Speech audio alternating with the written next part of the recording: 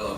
Hello. Throughout your career, like from seeing your movies, and Yes. stuff, your parts not really being like a main part of it, apart from saying Leprechaun and Willow. Yeah. So how did that feel actually being given a main part from being like a sub character?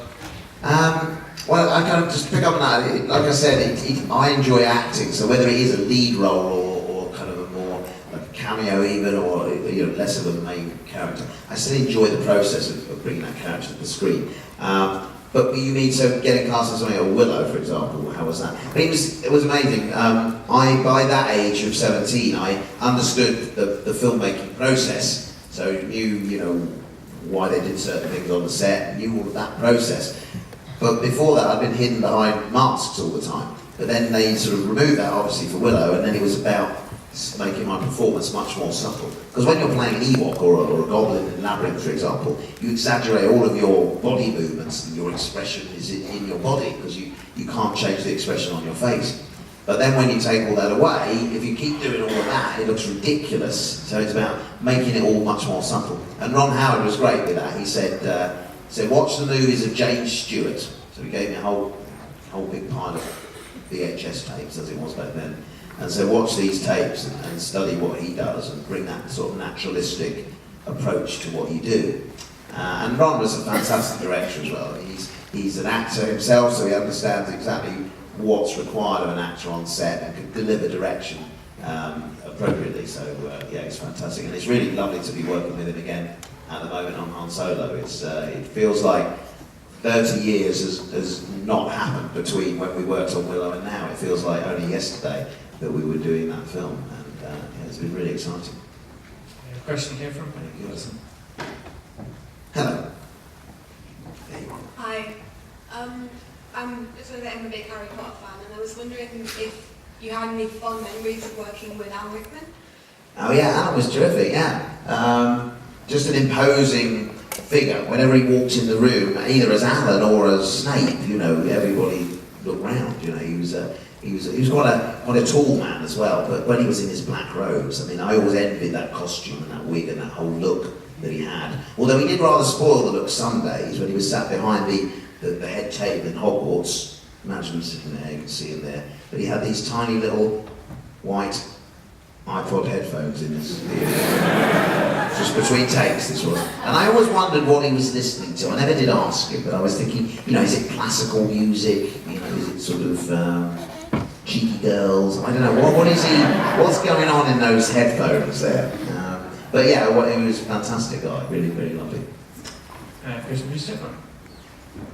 Okay. Hi. Yes. Obviously made quite an effort of playing sort of creatures and aliens and monsters. I was wondering, are there any mythical beasts or fantastical sci-fi creatures that you would like to play? That's a good one. What ones that we already know about, or sort of something that I haven't done that maybe doesn't exist already? Something famous. Yeah, maybe something famous, or maybe an idea you've got for a creature. So I think about that. I don't know really. What would I like to play? Something. I don't know. Got to be careful what I say here, actually. I don't know. I don't know. I mean, I like playing villainous characters. They're quite fun. Gripper was great because he was, a bit sneaky, and the Leprechaun as well. I think most actors will say the villains are kind of the ones that they enjoy. I don't know. Let me ponder that. I might come back to it if I get inspired in a minute. All right. Thank you for that. Yes. Question in the middle at the back. You've done quite a few projects with Ricky Gervais and Steve Merchant. Which has been your favourite, and have you got any plans for any more? There are no plans at the moment, but I think the favourite thing I did with them was the Life's Too Short special. I just loved the premise of that whole thing. The fact that Val Kilmer wants to make a sequel to Willow is just, to me, that's just a funny concept. And the reasons he was doing it, I won't spoil it if you haven't seen it, but are quite funny as well. So I quite like that. That was a great project. Working on all of Life's Too Short was a joy. I mean, it was something that I came up with, this idea, and little did I know I would sort of manage to end up working on it with two of the best writers, directors in the comedy business. And it was exceptional, and I felt very lucky for that. And we have a question here from a little girl right at the end. Hello. Passing along there, very good. All right to the end there, yes. Hello. So I think you were doing any more David Williams? You know what? As an actor, you can never plan these things. I wish it worked that way around. But no, if David writes another book and I have a character that I could play in it, and they ask me, then that's fantastic. But if he doesn't, then I guess not.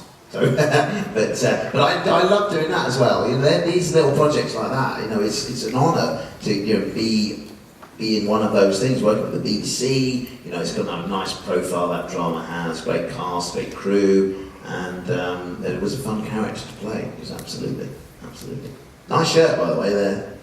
No, your shirt, sir. Yeah, it looks like a test card from here. It's not quite interference. I don't know. It's good. I like the way you looked at her shirt. You're the one with that shirt. I'm in the middle here. Well, up there. Hello. Hi, massive fan. What was it like working with Stuart Ashens for the Ashens in the Quest of a Game Child? I was just thinking, one year I was on stage with them all, wasn't we? We were doing a little presentation about that right here. It was good. I mean, I wasn't aware when I sort of said I'd do that of his sort of notoriety in the kind of online YouTube community. So I said, yeah, sure, come on, do that, it's fun. And yeah, it was a fun little unveiling moment, one that takes many people by surprise. Because I think they're wondering why I'm on the cover of the DVD apart from that, you know. And then I suddenly pop up at that moment. So yeah, it was good fun. Thank you very much. And we are right up in the lofty heights of the back. There you are up there. Hello. Hi. How big do I look from up there? Huge. I mean, that's a ridiculous place to sit to watch me, isn't it? Not to listen, not to watch, to be honest. I mean, these people in the front row are complaining. They think they're too far back. Okay, how's it going? It's great. I've had a great day. Good. When you finish filming on your films, do you get to keep any of the costumes or some of the other stuff that you've? Well, you're not supposed Do to. you have a favourite sort of piece that you've kept? Yeah, I do. I mean, I'll tell you what I have got. I have, you remember in Return of the Jedi, Wicket swings some boulders around his head, some rocks on a piece of leather. I have those. I have some Ewok toes. Just 3 toes. There's no foot attached, it's just toes. I don't know why I have those. I have an Ewok arrow. What else do I have? That's the whole Ewok collection, by the way. I have some things from Labyrinth. Quite a few things. I've got a rock, one of the rocks that chase the goblins around. I've got a sort of rubber axe from Labyrinth. From Willow, I have my wand that I used. Then moving on, what else do I have? I have. I did a film called Ray with Jamie Foxx, and he plays Ray Charles. And I have a sort of prop card that I give to him, saying you should get in touch with his agent. And I have some matches from the rocking. Was it called the Rocking Chair Club? I think it was. What else have I got? That's about it, I think. Because you're not allowed to take stuff, you know. As time moves on, you know, studios are becoming very aware how valuable all this stuff is. So they look after it and keep it. I would have liked a wand from Harry Potter to go with my Willow wand, but I didn't get one of those. But that's it. Yeah, I don't think I've got anything else. Cool. Thanks for your question. And we've got time for, I think, one more question. Can we have, look, instead of that one, can we do 3 quick-fire brilliant ones?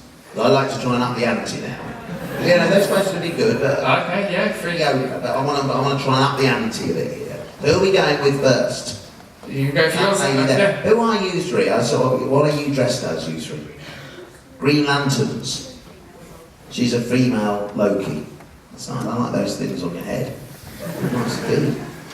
I don't know how you guys do this. I mean, hats off to you with your cosplay. I know you wouldn't wear a hat with that, but anyway. But you come out and you battle here on the trams. There was a guy yesterday. I don't know what he was, but he had 2 massive cardboard boxes tied to the side of his legs, weaponry and all sorts, and he came on the tram. And I'm thinking, how practical is that, really? And I said to him, are you regretting coming as his character? And yeah.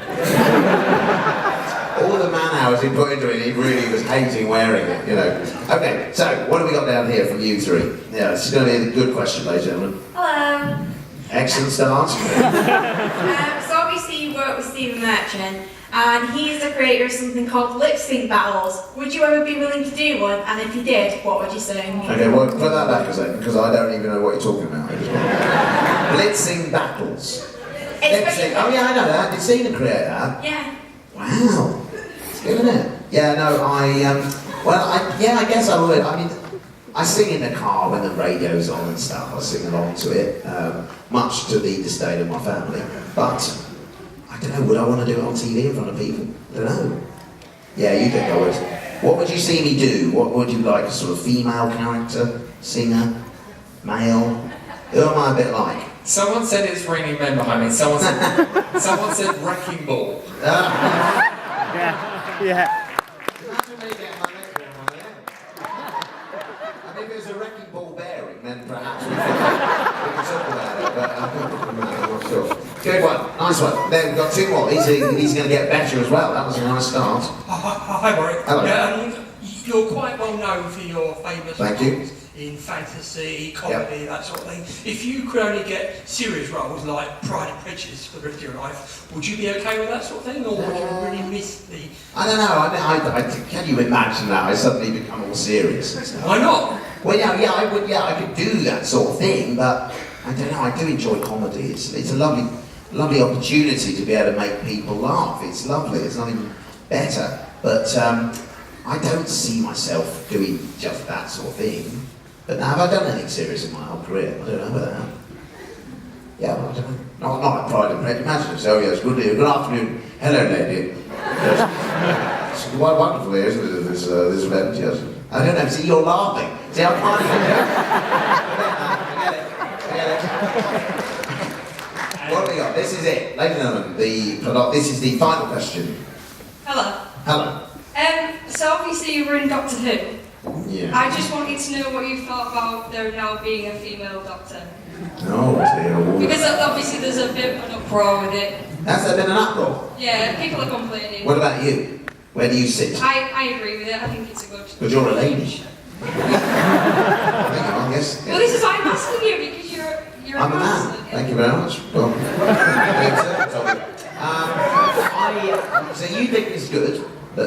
See, I've spoken to some ladies who are Whovians. That's the right expression, isn't it? I'm not setting it up. And they don't like it. They don't like the idea of it because they like a bit of eye candy. Peter Capaldi.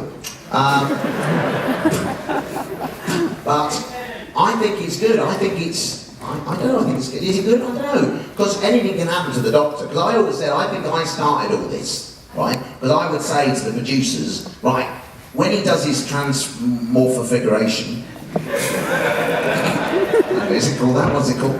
Regeneration. That's it. When he does that stuff, when he gets involved with all that, something goes wrong with the machine. Is there a machine? No. No. Well, anyway, something goes wrong with that process, however it is initiated. Do you ever see it start to happen? Yeah. Well, how does it happen if there's no machine? What's it do? Make a wish. What? He dies. Okay, right, okay, got it. So he's dying. I've had some good times as a Doctor, but now it's time for me to move on. And another one to come along. Yeah, that's what's happening, yeah? Okay, so as he does that, maybe somebody interrupts him. It's not working out now, I want him to. And suddenly, it's me.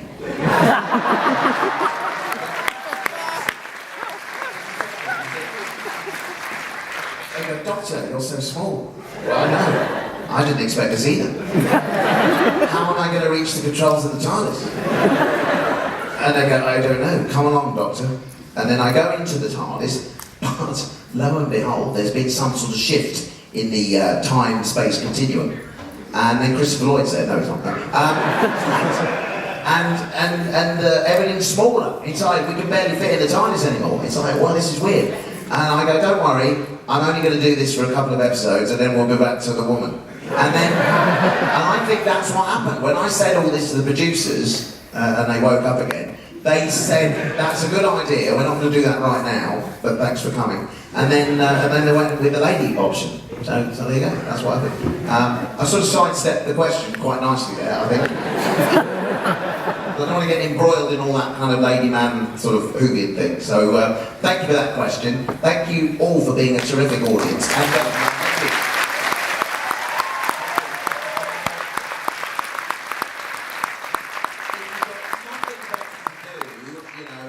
On a weekday afternoon, I'm on TV at the moment with my quiz show Pannel, and you'll like that. It's about top 10 lists, It doesn't take a lot of brain power, so you're going to love it.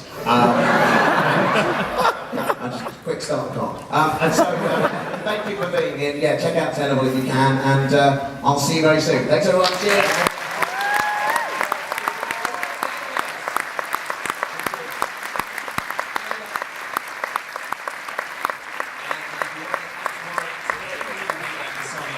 As well. And don't forget to follow his son on his YouTube channel, Harrison X Gamer. So make sure you follow that.